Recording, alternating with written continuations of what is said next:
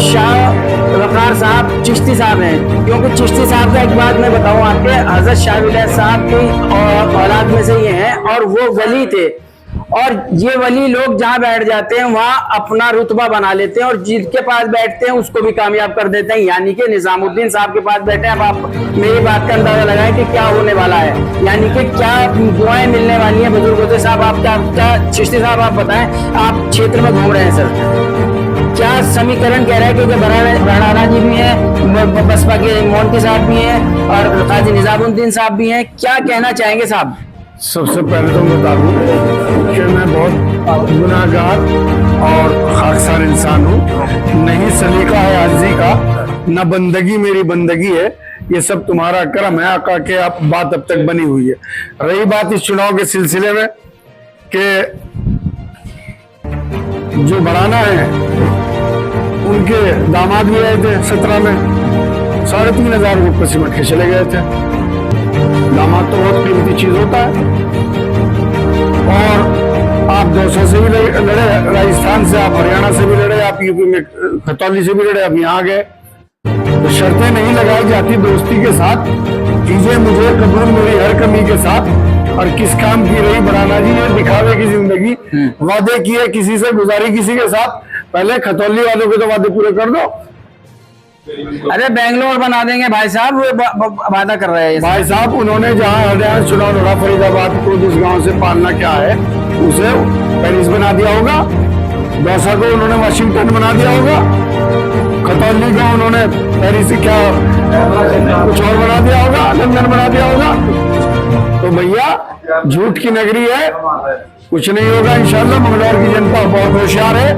ऐसा संविधान का बनाया जो हमें संविधान ने हमें दिया है, उस सबका ऐसा इस्तेमाल करेंगे, उस बटन का ऐसा इस्तेमाल करेंगे कि बढ़ाना भागते भागते फरीदाबाद से पहले उन्हें रुकने वाली नहीं। रही बात उत्तराखंड में आने की वजह, कोई वजह नहीं, सिर्फ एक वजह है, माइनिंग माफिया है, खनन माफिया है। यहाँ खनन के चक्कर में है और कोई चक्कर नहीं है, बात खत्म।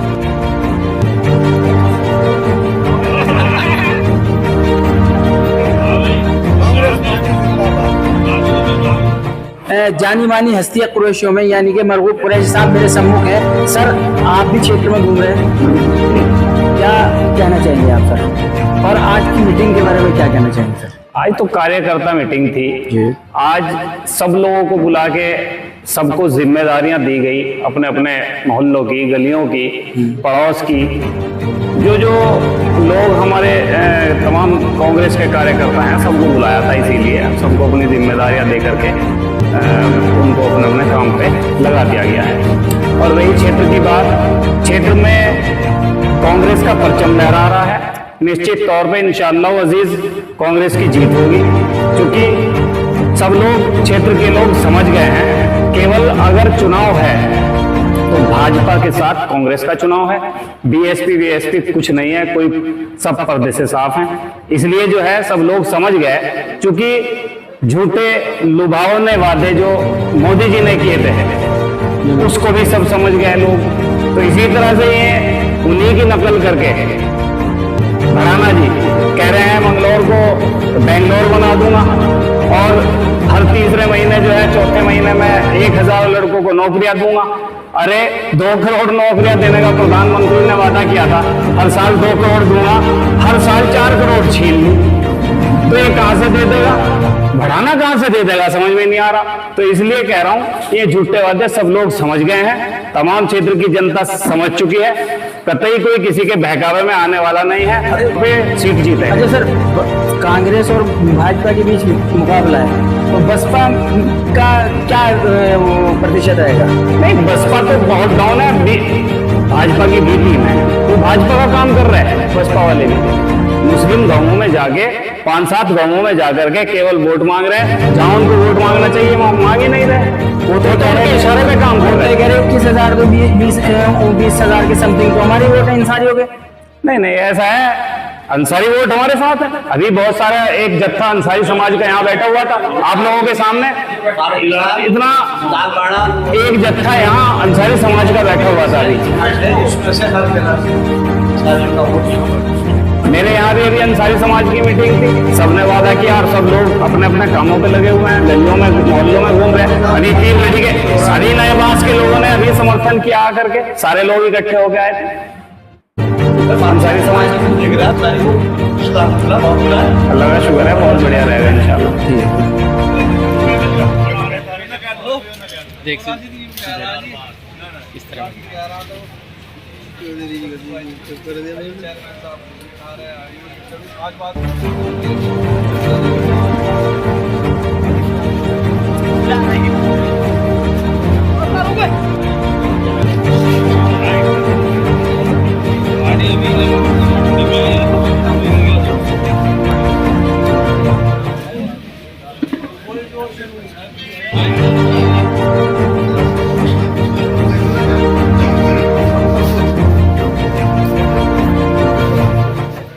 ऐसा ना हो जा, जितने भी हम आदमी सब एजेंट हैं, सब जितने भी आदमी हैं, जितने हमारे यहाँ इकट्ठे हुए हैं सारे, वो एजेंट ही है।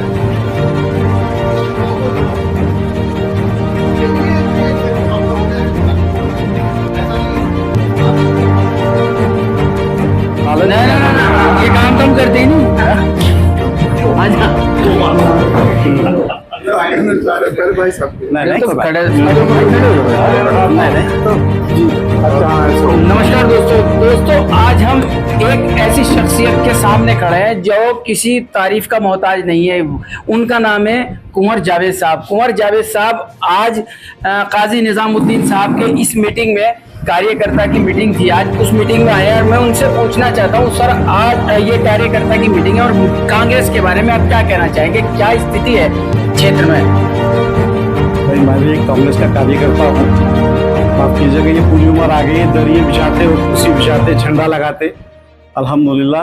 और ये इन सब लोगों की बड़ी मोहब्बत है कि बाहर से गुजर रहा था, इनकी मोहब्बत जो है अपनी मोहब्बतों के साथ यहाँ ले आए। और यकीनन कांग्रेस पार्टी का अपना एक परचम है, जिसको चाहे वो भाजपा हो, चाहे वो और दूसरी मतलब जितनी भी पार्टी हैं वो हो, कोई उनका अपना कोई वजूद नहीं है। कांग्रेस पार्टी और फिर उसमें हमारे काजी निजामुद्दीन साहब जो हैं, उनकी भरपूर मेहनत इंशाल्लाह ये रंग लेकर आएगी। 10 तारीख के बाद आप लोगों को देखने को मिलेगा कि इंशाल्लाह जो हमारी कांग्रेस पार्टी है वो भरपूर वोटों के साथ जीत के आएगी। सर कांग्रेस पार्टी की बात करिए तो कांग्रेस पार्टी में अब तक आपके दर्शन नहीं हुए, ऐसा क्या हुआ सर, क्यों नहीं हुए? देखिए जरूर नहीं होगा, सबका एक नशे कई कई तरीके होते हैं। मैं अपने दूसरे नशे में लगा हुआ हूँ। माफ कीजिएगा, कांग्रेस पार्टी यही तो नहीं कि भाई जो है यहाँ आने के बाद सिर्फ चेहरा दिखाने की बात है। फील्ड अलग अलग है, हर आदमी किसी को किसी फील्ड में दिया जाता है, किसी को कोई फील्ड दी जाती है। कोई साइलेंट होकर, कुछ साइलेंट आप देखोगे बहुत छोटा सा लिखा हुआ आता है कंडीशन सप्लाई। तो भाई हम इस तरह काम कर रहे हैं इंशाल्लाह से। वो मेरे शेर याद आए कि और भी गम है जमाने में मोहब्बत के सिवा, यूं तो कोई बेवफा नहीं होता। सर निजामुद्दीन साहब हमारे पास आ गए हैं। मैं उन्हें भी बुलाना चाहता हूँ, कुंवर जावेद साहब, क्योंकि अब तक जितने भी प्रोग्राम हुए हैं कुंवर जावेद साहब की। प्लीज हाँ सर अरे सर आप हैं तो जान है सर।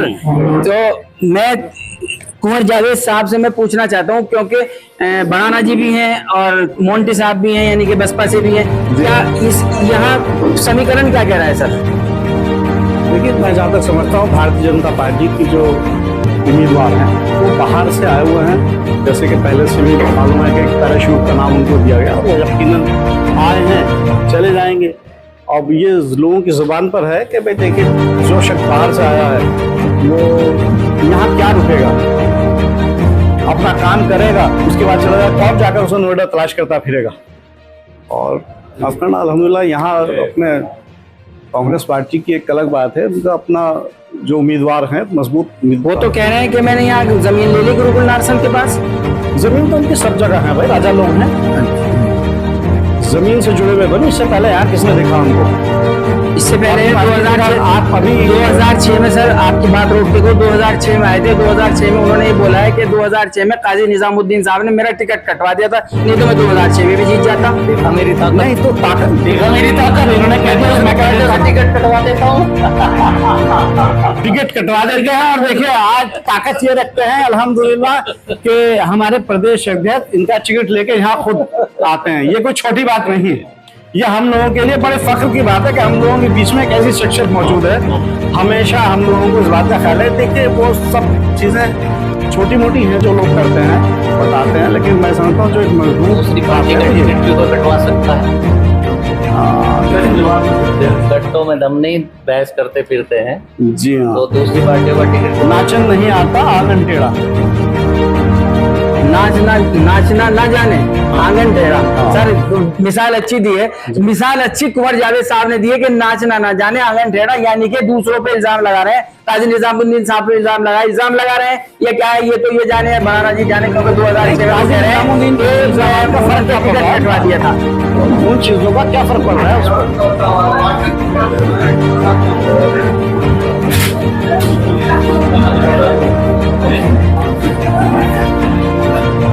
एक मिनट, इस टाइम हम हैं मंगलौर में। मंगलौर के यहाँ नीचे मंगल है ना, और मंगलौर की शान और आन और बान यानी कि काजी निजामुद्दीन साहब, जो कि यहाँ उपचुनाव हो रहे हैं मंगलौर में उपचुनाव क्यों हो रहे हैं इस टाइम पे, मैं आपको बता देना चाहता हूँ। मंगलौर में उपचुनाव इसलिए हो रहे हैं कि सरवत करीम अंसारी साहब का इंतकाल हो गया था, यानी कि उनकी डेथ हो गई थी, इसलिए बीच में यानी कि 2-2.5 साल में ही इलेक्शन हो रहे हैं। और इस उपचुनाव में मैं निजामुद्दीन साहब के सम्मुख हूँ और मैं उनसे पूछना चाहता हूँ, सर सबसे पहले तो हमारे चैनल में आपका स्वागत। आज ये मीटिंग किस पर्पज से सर? मीटिंग नहीं थी, तो यहाँ सामान्य रूप से लोग होते हैं और सामान्य तौर से ही लोग थे, तो उन्हें मैंने जब देखा कि यहाँ मैं टाइमली में आ गया, मैं देर से आता हूँ, तो मैंने उनसे 2 बात कर ली। सर जैसे कि हम भी क्षेत्र में घूम रहे हैं, आप भी क्षेत्र में घूम रहे हैं, क्षेत्र में घूमने से ये एहसास हो रहा है कि आप भी सियासत में हैं और बढ़ाना जी भी सियासत में हैं। बढ़ाना जी भी इस टाइम टिकट लेके आए हैं भाजपा से, और सरवत करीम अंसारी साहब के साहबजादे भी हैं। लेकिन आपने जो कोरोना काल में जो कार्य किया है, क्या उसका रिजल्ट आपको अब मिलेगा? क्या उसका एवज में कुछ वोट मिलेंगे, नहीं मिलेंगे? क्या ख्याल है आपका? कोरोना में जो हमने किया था वो किसी एवज के लिए नहीं किया था। वो हम लोग यहाँ रहते हैं, जो लोग उस टाइम कोविड में काम कर रहे थे, जो उस टाइम राशन के लिए काम कर रहे थे, ऑक्सीजन के लिए काम कर रहे थे, सब चुनाव थोड़ी लड़ते हैं। अगर मैं चुनाव लड़ता हूँ तो हर चीज़ मेरी चुनाव की नियत से थोड़ी होती है। तो अब कई बार ऐसी चीज़ें होती हैं जो पता नहीं चलती, लेकिन ये क्योंकि सड़क की चीज़ थी तो घर में बैठ के नहीं हो सकती थी, तो बाहर ये पता चली। घोसीपुरे में 2-3 मीटिंग हो चुकी है, घोसीपुरे में अजीब सा माहौल हो गया, चेंज सा हो गया माहौल। क्या ऐसा क्या हुआ सर? आपने 2 मीटिंग ले ली है घोसीपुरे में। एक बदलाव है लोगों में, बहुत अरसा हो गया था। कई लोग ऐसे थे, कई परिवार ऐसे थे वहाँ पर, जिन्होंने मुझे तो छोड़ दीजिए, मेरे वाले साहब को भी लंबे वक्त से वोट नहीं दिया था। 40-45 साल उन लोगों को हो गए थे वोट दिए हुए, लेकिन अब उन लोगों ने आकलन किया, आज के मुल्क के हालात, प्रदेश के हालात देखे, और उन्होंने महसूस किया कि अब उनको कांग्रेस के साथ आना चाहिए। तो उन्होंने अपना परिवर्तन किया और वो कांग्रेस के साथ आए हैं, उन्होंने कांग्रेस को सपोर्ट किया। अब तक कांग्रेस में अब तक कहाँ थे सर वो? अब कोई बसपा में थे, कोई कहीं थे। उनके अलावा अभी यही नहीं, वहाँ बहुत से गांव हैं, टिकौला, खेड़ा, नासन, मोहम्मदपुर, बरमपुर, नूरपुर, लिबरेडी, बहुत सारे लोग हैं जिन्होंने हमें समर्थन दिया। लिबरेडी आज गुरुकुल में हमारे किसानों ने मुझे बुला रखा था, जिसमें बहुत सारे किसान यूनियन के लोग शामिल थे, और उन लोगों ने वहाँ मुझे बुलाया। वहाँ सैकड़ों लोग थे और सभी गंभीर और जिम्मेदार लोग थे, तो उन्होंने वहाँ अपना जन समर्थन कांग्रेस पार्टी के लिए दिया। जाट समाज ने भी आपको समर्थन दिया है? ऐसा मैं कुछ देख रहा स्पेसिफिकली हूँ। जाट समाज कहना सही बात नहीं, लेकिन वो वहाँ टोटल किसान वर्ग था, उन्होंने किसान यूनियंस भी थी, तो उन लोगों ने उसके बैनर के तले वहाँ वो समर्थन दिया। सर मंगलौर की सियासत में ऐसा हो रहा है कि भड़ाना जी कहने लगे मैं यहीं झोपड़ा डाल के यहीं रहूंगा, यही मैंने जमीन ले ली है, मैं यहीं सियासत में रहूंगा, मैं सियासत में इस टाइम में अपर हूँ। क्या कहना चाहेंगे सर आप? उन्होंने खतौली में एक महल बनाने की कोशिश की थी, जिसकी 4 दीवारी खड़ी हुई और उस पर आज तक प्लास्टर नहीं हुआ। वो ढूंढते फिर रहे हैं उसका पता, खतौली वाले। तो जहाँ जाते हैं सिवाय भोपाल के और झूठ और फरेब के और दूसरी बात नहीं करते। मंगलौर को कह रहे हैं मैं बेंगलोर बना दूंगा सर। हाँ, ऐसा हो सकता है? क्या मुमकिन है ऐसा? बिल्कुल। मंगलौर को बेंगलोर की उनसे स्पेलिंग पूछ लेना, बेंगलोर की स्पेलिंग क्या है।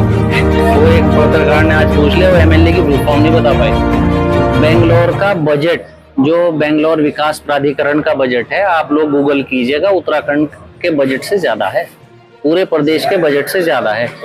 उनका बेंगलोर बनाने का, कहने का मकसद समझ लीजिए, बेंगलोर में ना ई रिक्शा है, ना ठेली है, ना कोई फड़ लगती, ना कोई रेड़ा चलता। ये सब साफ करेंगे मायने बेंगलोर साफ करके बना, नक्शा बदल देंगे बेंगलोर का। 50,000 करोड़ रुपए का बजट लगा देंगे बेंगलोर बनाने के लिए। पर ईयर है इतना, एक बार नहीं, पर ईयर है इतना खर्चा बेंगलोर का। तो यहाँ बेंगलोर में ना ई रिक्शा चलता। आप बेंगलोर कौन कौन गए? ई रिक्शा नहीं चलता, ठेली नहीं चलती, रेड़ा नहीं चलता, फड़ नहीं लगती, दुकानें लगती है, ये बाहर दुकानें नहीं लगती। ये साफ करने की नाम वो बेंगलोर बना देंगे कह रहे हैं। जिस जैसे गुजरात मॉडल पर मोदी आए थे, वही गुजरात मॉडल ये लेकर आ रहे हैं, बेंगलोर मॉडल। इनका मकसद सिर्फ एक ही है, समझ लीजिए आप लोग। सर, मोंटी जी कह रहे हैं कि मेरे पिताजी ने 2 साल में कॉलेज भी बनवा दिया, सड़कें भी बनवा दी, अब तक वह कार्य चल रहा है उनके कार्यकाल का। क्या सर ये क्या है? क्या सर, विकास एक निरंतर प्रक्रिया है, जो कोई होगा उसके रहते होगा, उसकी जिम्मेदारी है। अगर वो करा रहा है तो किसी पर एहसान नहीं कर रहे हैं। उन्होंने किया तो अल्लाह ताला उनको उनकी आरामगाह में उनको उसकी जज़ाए खैर अता फरमाएंगे। आप क्षेत्र के विकास के लिए अपने कार्यकाल में आप जीत जाते हैं, तो क्या क्या सोचा है, क्या मंसूबा बनाया है सर आपने? 2.5 साल का टाइम है, विपक्ष का है। अगर मौका मिलता है तो जन भावनाओं के अनुरूप काम करेंगे, और वो जन भावनाएं जो चीजें सामने आती रहेंगी, हैं बहुत सारी चीजें, उनको भी चैनल पर कहना मुनासिब नहीं, लेकिन जो चीजें हैं उनको करेंगे इंशाल्लाह। दोस्तों, सुना आपने, काजी निजामुद्दीन साहब ने कहा है कि जैसे जैसे सामने समस्याएं आएंगी वैसे वैसे उनका उद्धार होगा। आपको मिलती रहेगी, जुड़े रहिए।